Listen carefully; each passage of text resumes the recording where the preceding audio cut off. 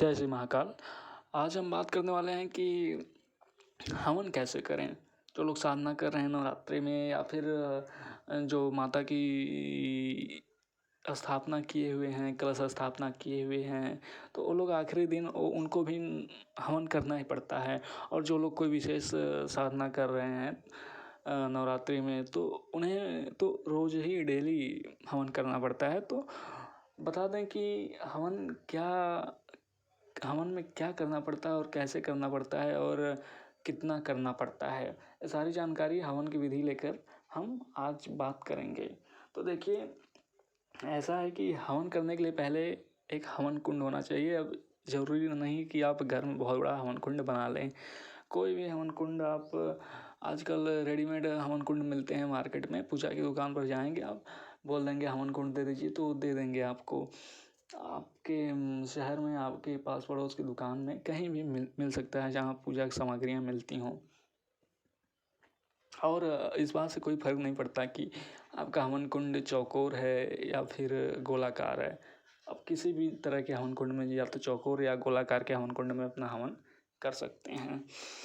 और अब दूसरी बात आती है कि हवन में अब किस किस चीज़ों का आहुतियाँ दी जाती हैं। देखिए, आप जितनी सारी चीज़ों की आहुति दी जाती है वो अलग अलग चीज़ें अगर आप जुटाने लगेंगे तो ये बहुत मुश्किल हो जाएगा आपके लिए, और यह बहुत महंगा भी पड़ सकता है। इसलिए आप मार्केट से ही बनी बनाई हवन सामग्रियाँ मिल जाती हैं। हवन सामग्री जाके आप बोलेंगे वहाँ पे पूजा की दुकान पे, जहाँ पूजा सामग्रियाँ मिलती हों, तो वो आपको हवन सामग्री दे देंगे। उसमें रेडीमेड चीज़ें होती हैं, जैसे कि आम की लकड़ी होती है, उसमें पहले से नवग्रह लकड़ी होती है, और उसमें तमाम औषधि पौधों की लकड़ियाँ भी होती हैं जो कि हवन में बहुत ज़रूरी होती हैं आहुति देने के लिए। उसको लाएं।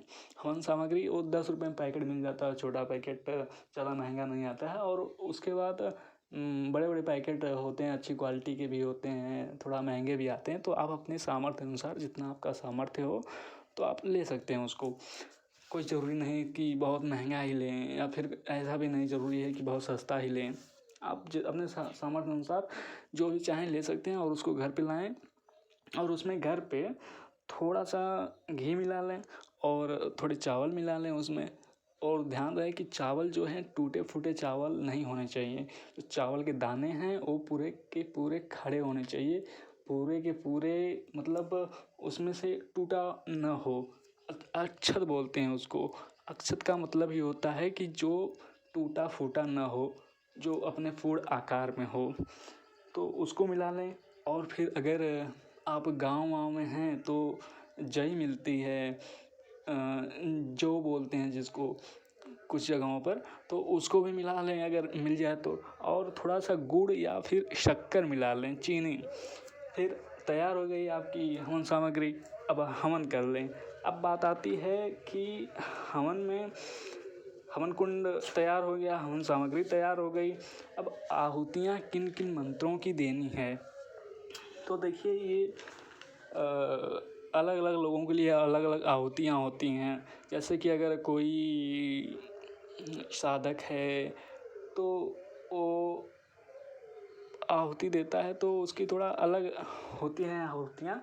लेकिन कुछ आहुतियाँ ऐसी होती हैं कि देखिए, जिसकी भी जो भी साधना होती है उसमें वो अपने जो मंत्र होता है उसी मंत्र की आहुति देता है जो साधना करता है। मान लीजिए कोई नवाड़ मंत्र साधना किया है तो नवाड़ मंत्र साधना की ही आहुति देगा। और इन आहुतियों की संख्या जप की दशांश होती है। जैसे मान लीजिए किसी ने 11 माला या 21 माला जप किया तो उसे कम से कम 1 या 2 माला, मतलब उसका दशांश हवन की आहुति देनी पड़ेगी। अब इसको देने से पहले कुछ सामान्य आहुतियाँ देनी पड़ती हैं। जैसे कि अग्निदेव के लिए दिया जाता है ओम अग्ने नमः स्वाहा बोल के, ओम अग्नि देवताम्यो नमः स्वाहा। फिर उसके बाद गणेश जी की आहुति दी जाती है, ओम गणेशाय नमः स्वाहा। ओम गौरियाय नमः स्वाहा। नवग्रहों की आहुति दी जाती है। ओम नवग्रहाय नमः स्वाहा। ओम दुर्गाय नमः स्वाहा। ओम हनुमते नमः स्वाहा। ओम महाकालिकाय नमः स्वाहा। ओम भैरवाय नमः स्वाहा। फिर अपने कुल देवी कुल देवता फिर अपने इष्ट की आहुति देकर अपने गुरुदेव की नाम एक आहुति दी जाती है। उसके बाद आप अपने दशांश हवन कर सकते हैं, इसमें कोई दिक्कत नहीं है। और फिर दशांश हवन के बाद आप चाहें तो महामृत्युंजय मंत्र की आहुति दे सकते हैं। उसके बाद नारियल गाड़ सकते हैं। नारियल में थोड़ा सा सिंदूर लगा के उसको रक्षा से बांध कर पान के पत्ता लगा कर लौंग सुपारी जायफल एक मीठा प्रसाद डाल के और रक्षा से उसको बांध दें, या जिसको कलावा बोलते हैं उसको बांध दें और उसको अग्निकुंड में सूखा नारियल होना चाहिए समर्पित कर दें। और थोड़ा सा हवन कुंड में समर्पित करने से पहले इस बात का विशेष ध्यान रखें कि नारियल में थोड़ा सा छेद कर लें, या फिर नारियल को थोड़ा सा उसके मुंह पर फाड़ दें किसी चीज़ से, नुकीले कील से या फिर किसी और चीज़ से थोड़ा सा उसका मुंह खोल दें। बस यही कहकर अपना आपका हवन समाप्त हो जाता है। उसके बाद मार्जन और तर्पण कर लें, बस हो गया। फिर उसके बाद क्षमा प्रार्थना मांग लें, बस आपका हवन कंप्लीट हो गया। तो ये थी जानकारी हवन के बारे में। जय श्री महाकाल।